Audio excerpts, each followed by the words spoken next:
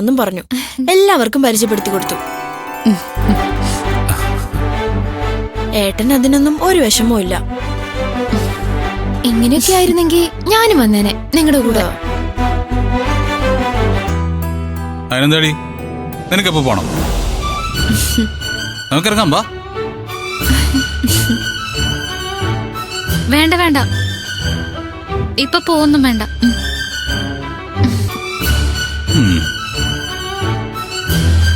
ഇവളെ ഏട്ടന്റെ കൂടെ നടന്ന കാര്യമൊക്കെ പറഞ്ഞപ്പോ കൊതിയായതുകൊണ്ട് പറഞ്ഞ ഏട്ടാ. നമുക്ക് ഇടയ്ക്കിടയ്ക്ക് പോവാന്നേ. നിങ്ങളുടെ ചേച്ചിയോടും അച്ഛനോടും മുത്തശ്ശിയോടും പറഞ്ഞാൽ ശരിയാവത്തില്ല. കാരണം എന്താ? സൂര്യ സാർ ആകാശത്തുനിന്ന് പൊട്ടി വീണ എന്തോ ആണ്. സൂര്യ സാറിനെ ബുദ്ധിമുട്ടിക്കാൻ പാടില്ല എന്നൊക്കെ അങ്ങ് പറഞ്ഞു കളയും. ഏട്ടാ, എനിക്ക് അങ്ങനത്തെ പ്രശ്നമൊന്നുമില്ല. ആ, ഏട്ടന്റെ കൂടെ കറങ്ങാൻ എനിക്കിഷ്ടാ. ഓ, ആ, അങ്ങനെ പറ. ചേച്ചി, ഞാനിപ്പോ വരാവേ. എങ്ങോട്ടാ? നീ എവിടെ പോവാ? ഞാനിപ്പോ വരാം.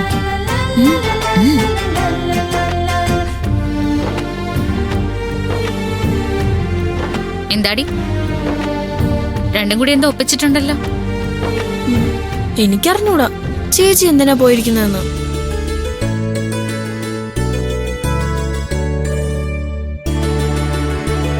Sir, thanks. എന്തിനാ? ഇവളെ പുറത്തു കൊണ്ടുപോയില്ലേ, ഇത്രയ്ക്ക് സന്തോഷത്തോടെ കൊണ്ടു നടന്നില്ലേ. എടോ, അതെന്റെ കടമയല്ലേ. അതിനെന്തിനാ താൻ എന്നോട് താങ്ക്സ് പറയുന്നത്? ഇവരുടെ കാര്യം നോക്കാൻ എനിക്കറിയില്ലേ? അതെ ഏട്ടാ, ചേച്ചി ഇത്തരം കാര്യങ്ങളിലൊന്നും ഇടപെടണ്ട, അല്ലേ ഏട്ടാ? ആ, കണ്ടോ കണ്ടോ, ഇപ്പൊ അവള് സാറിന്റെ ആളായി, ഞാൻ പുറത്തുപോയി. പ്രിയങ്ക ഒരു കാര്യം ചെയ്യും, സ്ഥിരമായിട്ട് ഇവിടെ അങ്ങ് നിന്നോ. ഇവിടുന്ന് ക്ലാസ്സിൽ പോവാലോ. എന്റെ പൊന്ന് സാറേ, ഇനി അതിനും കൂടി നിർബന്ധിക്കരുത്. ഈ വിഷു കഴിഞ്ഞ് ഇവരിവിടുന്ന് പോകുന്നത് വരെ എനിക്ക് ടെൻഷനാ. പിന്നെ ഇനി കൂടെ നിർത്തി പഠിപ്പിക്കാൻ പോകുന്നത്. ആ, സാറ് പിന്നെ വാശിക്ക് വേണ്ടി എന്തും ചെയ്യും. പിന്നെ ഇവിടെ നടക്കുന്ന എന്താന്നേ പറയാൻ പറ്റില്ല.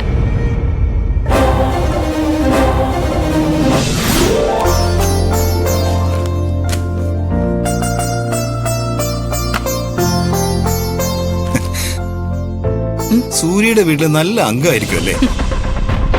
അക്കാര്യത്തില് എന്തായാലും സംശയമൊന്നും വേണ്ട. നന്ദിനിയുടെ കുടുംബം ചെന്ന് കയറിയിട്ട് അവിടെയുള്ളവർക്ക് അടങ്ങി ഒതുങ്ങി ഇരിക്കാൻ പറ്റുമെന്ന് തോന്നുന്നില്ല.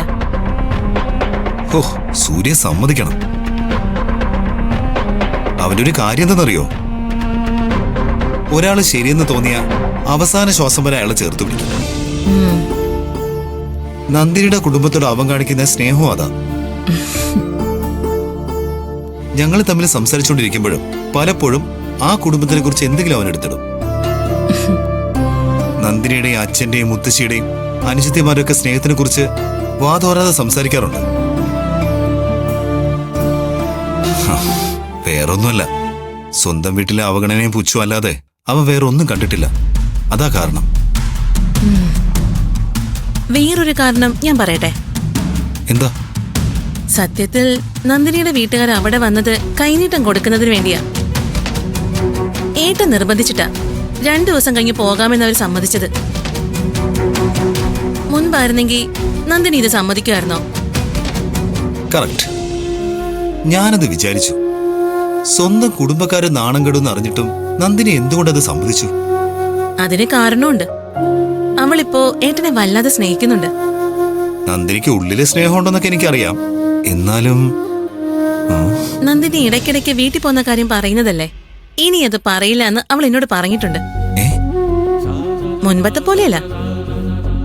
ഏട്ടനെ സ്നേഹിക്കണം, ഏട്ടന്റെ കൂടെ ജീവിക്കണം, എല്ലാ അർത്ഥത്തിലും ഏട്ടന്റെ ഭാര്യ ആവണമെന്ന് അവളുടെ മനസ്സിലൊരു തീരുമാനമുണ്ട്. അവളെ എന്നോടത് പറഞ്ഞ രീതി കേൾക്കണമായിരുന്നു. ഈ കൊച്ചു പെൺപിള്ളേരൊക്കെ അവരുടെ മനസ്സിലുള്ള ഇഷ്ടത്തിനെ കുറിച്ച് പറയുമ്പോ ഒരുതരം ടെൻഷനും നാണവും എല്ലാം കൂടി മിക്സ് ചെയ്ത് പറയില്ലേ? അതുപോലെ. എന്നാ പിന്നെ ഇത് നമ്മളെയാണോ അറിയിക്കേണ്ടത്? സൂര്യയോടല്ലേ ആദ്യം പറയേണ്ടത്? നമ്മളായിട്ട് ഏട്ടനോട് പറയണ്ട. അവളുടെ പെരുമാറ്റത്തിൽ നിന്ന് ഏട്ടനത് മനസ്സിലാക്കട്ടെ. ആ